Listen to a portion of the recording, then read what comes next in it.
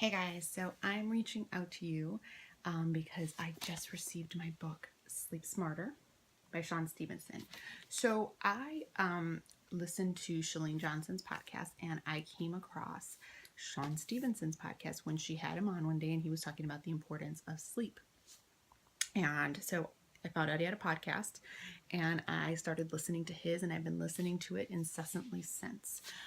Only because he talks a lot about nutrition and the role it plays in our health. And I have always been such a firm believer of additives, stuff that's put in our food and that effect it has on our body. So men may be able to understand this, maybe some women, but my boyfriend is a man who takes care of his car, okay? It has to be a certain oil, has to be a certain type of like fluid. You can't just put anything in the car. And, why? Because, it takes care of the car and it's going to extend the life of that car. So why don't people do that with their bodies? I don't know. You take it for granted that's what's advertised is what you're being sold.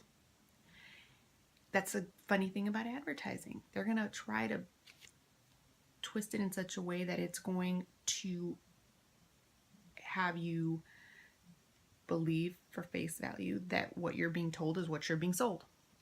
And so I suffered from chronic gastritis for a number of years. I'm going to say probably like a good 2 years. Now, I'm sure I suffered from it way before then, but it was only at this certain point that I finally started feeling the effects of it because it had caught up to me. And my stomach was like, enough is enough. It's scary. I've mentioned before and I'll mention again, cancer runs rampant in my family and it's a very scary thing.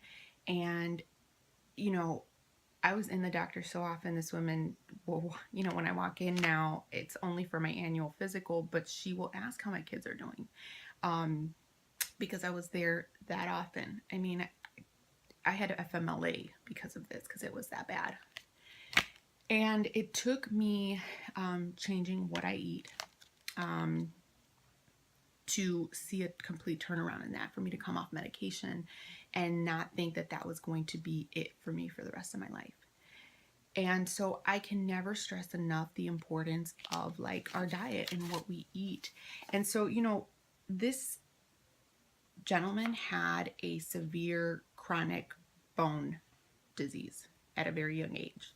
And he said that here, he's like, I asked the doctor who gave me the original diagnosis if this condition had anything to do with what I was eating or if exercising a different way would help.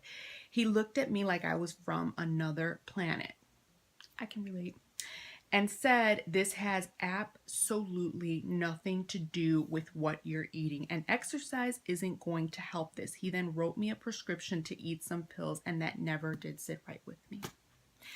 And so he then goes on in his preface just to talk about how, he got very depressed. I mean, this guy was 15 when he first broke a hip in the middle of track practice. And no one questioned that. A 15-year-old breaking a hip like if he was in his 80s.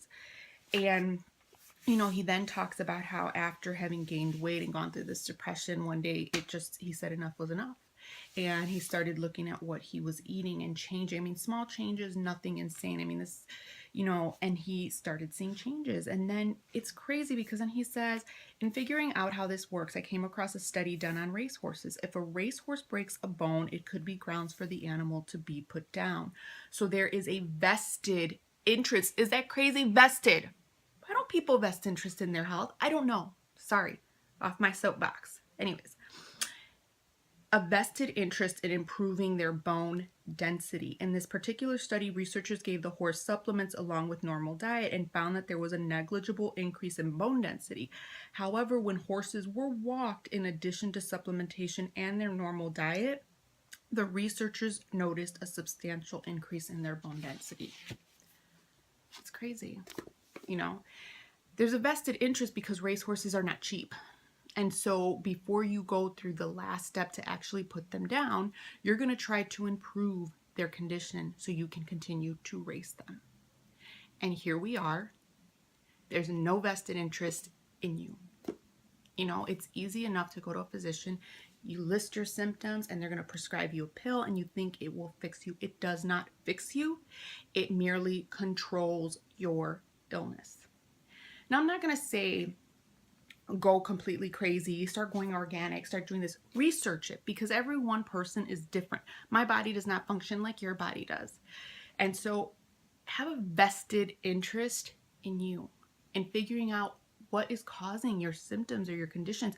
Look at different foods. What can you change? Start noticing. And I always ask this of people when we're in the middle of a program. How do you feel? I'm not asking you how your day is going. I'm not asking you, did you wake up great today?